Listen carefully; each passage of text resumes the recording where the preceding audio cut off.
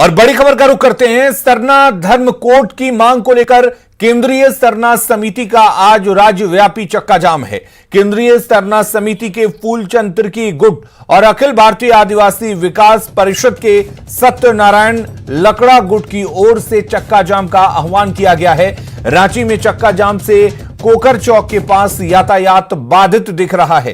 हालांकि इस चक्का जाम से आवश्यक सेवाओं जैसे प्रेस, दूध, एम्बुलेंस, स्कूल बस को मुक्त रखा गया है। आदिवासियों ने मॉनसून सत्र में सरकार की ओर से सरना धर्म कोड का बिल पारित नहीं कराने को राजनीतिक साजिश करार दिया। आदिवासियों का आरोप है कि अगर सरकार चाहती तो विशेष सत्र बुलाकर बिल पारित कर सकती है। सरना कोड लागू करने की मांग को लेकर आज केंद्रीय सरना समिति फूलचंद तिर्की गुट का कोकर चौक के पास चक्का जाम कर दिया गया है। बड़ी संख्या में महिलाएं शामिल हैं। आसपास जो यातायात है पूरी तरह बाधित कर दिया गया है। हालांकि एम्बुलेंस को जाने दिया जा रहा है। हम सीधे बात करेंगे फूलचंद तिर्की जी से। आज चक्का जाम है, क्या मांग है आप लोगों की?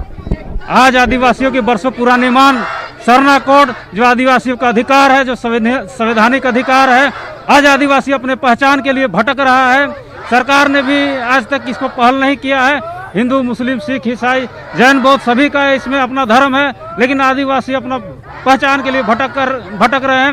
मानसून सत्र में भी सरकार ने घोषणा किया था कि आदिवासियों को उसका अधिकार दिया जाएगा, उसको कोड दिया जाएगा, लेकिन मानसून सत्र में भी सरकार ने आदिवासियों को छलने का काम किया है। बाध्य होकर आदिवासी समाज आज सड़क पर उतरे हैं और इसके लिए आर पार की लड़ाई के मूड में है। और आदिवासी आप लोग यहाँ से फिर कहाँ जाएंगे? अभी यहाँ से हम लोग मेन रोड की ओर जाएंगे। तो यहाँ पर बहुत बड़ी संख्या में महिलाएं भी हैं, हम उनसे बात करेंगे कि आखिर वो क्या चाहती हैं। आप लोग की मांग क्या है, क्या चाहती हैं? हम लोग को सरना कोड चाहिए। हाँ, सरना कोड चाहिए। बस हेमंत सोरेन का हम लोग बोलना चाहते हैं कि हम लोग का सरना कोड जल्दी से जल्दी दे। तो सरकार से मांग है कि केंद्रीय सरना कोड लागू किया जाए और सरकार ने जो उनसे वादा किया था जल्द से जल्द उसे पूरा किया जाए। कैमरामैन केडी के साथ संजय कुमार सिन्हा, न्यूज़ 18 रांची। और हमारे साथ संजय सिन्हा जुड़े हुए हैं इस खबर पर और ज्यादा जानकारी देने के लिए। संजय, साफ दिख रहा है कि ये जो दोनों गुट हैं वो सरना कोड को लागू करने को लेकर अपना आंदोलन तेज कर चुके हैं, लेकिन क्या ये माना जाए कि आने वाले वक्त में इस चक्का जाम का, इस आंदोलन का असर पड़ेगा सरकार पर?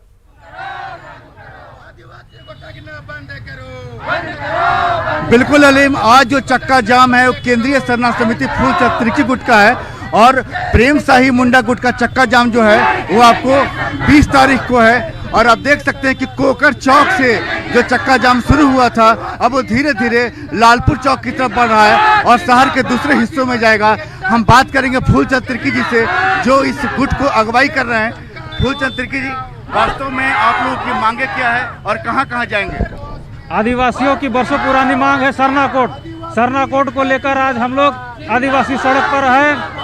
मानसून सत्र में सरकार ने आदिवासियों को ठगने का काम किया है, जिसके कारण आदिवासी ठगा महसूस किया जा रहा है। सरना कोड को लेकर बरसों से आदिवासी मांग करते आ रहे हैं और आज उनकी पहचान नहीं है, उनकी धर्म संस्कृति खतरे में है। आज आदिवासी समाज अपनी पहचान के लिए बड़ी संख्या में अलीम महिलाएं भी शामिल हैं, हम उनसे बात करेंगे। आप भी धरने में शामिल है, प्रदर्शन में शामिल हैं, क्या चाहती हैं सरकार से? सरकार से हम लोग को कोड चाहिए, कोड हम लोग को चाहिए। हम लोग को सरना कोड चाहिए। हम लोग को कहीं पे स्कूल बच्चा के एडमिशन कराने जाता है, स्टेट पर पैसा भरने नहीं देता है, जातीय वैसे बोल के नहीं भरने देता। हम लोग को हर जगह धुतकड़ाल जाता है। क्यों धुतकड़ाल जाता है? हम लोग को सरना कोड को लागू करना होगा। हेमंत सरकार को नहीं लागू करते हैं तो उनके लिए आवाज उठाएंगे। और हम लोग को बच्चा लोग का कास्ट इनकम भी नहीं बन रहा, उसके लिए हम बोलना चाहते हैं, आवाज उठाना चाहते हैं। अलीम, कुछ युवा चेहरे भी शामिल हैं इस प्रदर्शन में, हम उनसे बात करेंगे। क्या है, किस मांग को लेकर निकली हैं? सरना कोड को लेकर मांग के निकले हैं सर। आपको मालूम है सरना कोड क्या है? आदिवासी का धर्म है, आदिवासी का पहचान है, सबका पहचान, आदिवासी की पहचान है। आप क्या कह रही हैं? आदिवासी लोग पर जुल्म हो रहा है, आदिवासी लोग को कोई पहचान नहीं है, इसलिए हम लोग को सरना कोड चाहिए। और सबका सरना कोड को आदिवासियों की पहचान बताकर बताया जा रहा है। बड़ी पुरुषों, सबसे बड़ी बात है कि पुरुषों से ज्यादा इस प्रदर्शन में महिलाएं ज्यादा संख्या में हैं। आप देख सकते हैं क्या आपको मालूम है सरना कोड क्या है? सरना कोड हम लोग इसलिए मांग रहे हैं कि हम लोग जब फॉर्म भरते हैं तो हम लोग का भी एगो मान्यता होना चाहिए कि सरना कोड हम लोग का भी होना चाहिए। जब परीक्षा की फॉर्म भरते हैं प्रतियोगी परीक्षाओं की, तो उसमें कॉलम जो होता है धर्म का, उसको लेकर थोड़ा सा लोग मांग कर रहे हैं कि सरना कोड के नाम से चिन्हित किया जाए उसे। और आप क्या कहेंगे? हमें हमारा आदिवासी कोड लागू कर दिया जाए। कहे कि हम लोग का बच्चा लोग को फॉर्म कहीं भरते हैं, कॉलेज में एडमिशन नहीं लेता है, कहता है कि सरना कोड लेके आओ, तो उसको हम लोग को देने के चलिए संजय, बहुत बहुत शुक्रिया आपका तमाम जानकारी देने के लिए, बातचीत करने के लिए। अगली खबर का रुख करते हैं। रांची में 8 अक्टूबर से अनशन कर रहे JTET पास अभ्यर्थियों की तबीयत बिगड़ गई है। अभ्यर्थियों की तबीयत बिगड़ने के बाद सदर अस्पताल की मेडिकल टीम मुरहाबादी स्थित बापू वाटिका अनशन स्थल पर पहुंची है, जहां उनकी जांच की जा रही है। आपको बता दें कि 2016 में JTET पास ये अभ्यर्थी नियुक्ति की मांग को लेकर अनशन कर रहे हैं। और भुवन हमारे साथ जुड़े हुए हैं। भुवन, JTET अभ्यर्थी लंबे वक्त से अपनी मांगों को लेकर अनशन कर रहे हैं, लेकिन आखिर क्या वजह है कि सरकारें बदली लेकिन इनकी मांग जो है वैसी की ही वैसी है?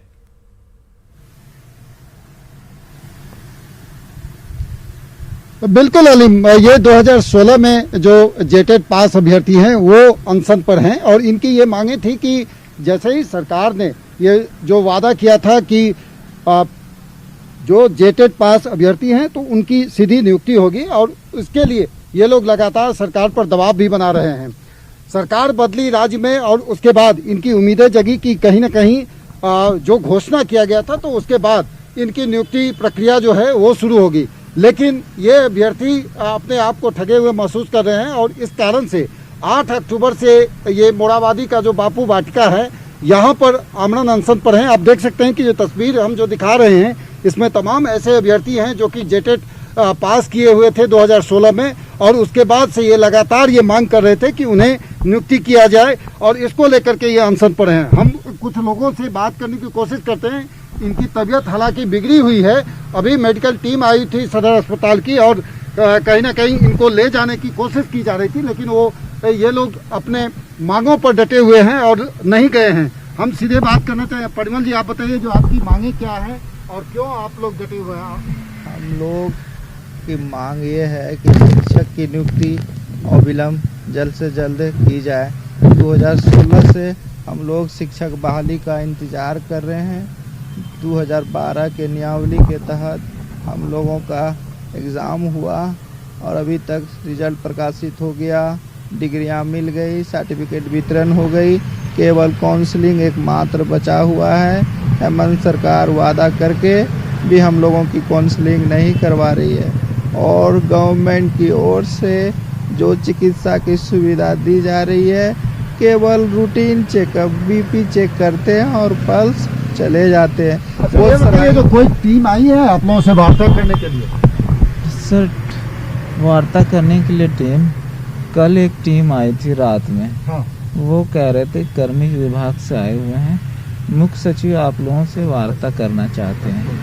तो बोले आप लोग अनशन तोड़ के वार्ता के लिए मुख्य सचिव बुला रहे हैं। तो हम लोगों ने डिमांड रखा, सर हम लोग अनशन में रहेंगे।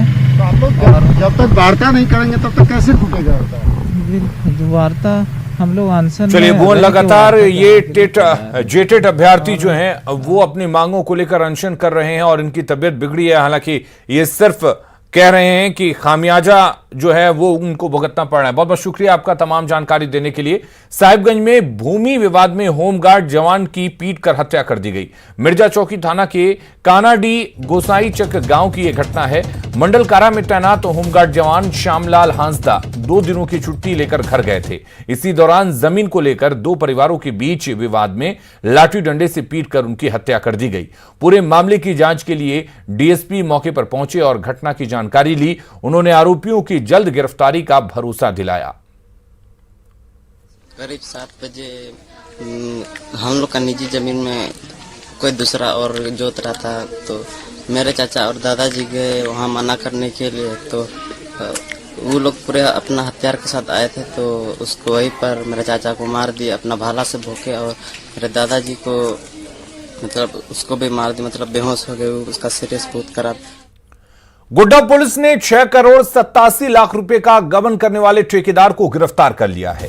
बैंक कर्मियों और पथ निर्माण विभाग के अधिकारियों के साथ मिली भगत कर सरकार को चूना लगाने वाला दिनेश कुमार 2 साल से फरार चल रहा था। पुलिस का दावा है कि गिरफ्तार ठेकेदार से पूछताछ के आधार पर जल्द ही इस गबन से जुड़े कुछ और बड़े आरोपी सलाखों के पीछे होंगे।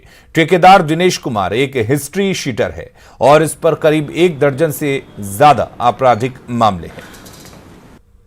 दिनेश कुमार को हम लोगों ने जब अरेस्ट किए थे, उन्होंने कन्फेशन में सारा चीज जो है, जैसे ये लोग घोटाला कर रहे थे, ये पूरा प्रक्रिया जो है, जिसमें पथ प्रमंडल के पदाधिकारी और बैंक से रिलेटेड जो पदाधिकारी सबके मिली भगत से ये इतना बड़ा जो है घोटाला में शामिल पाया गया है।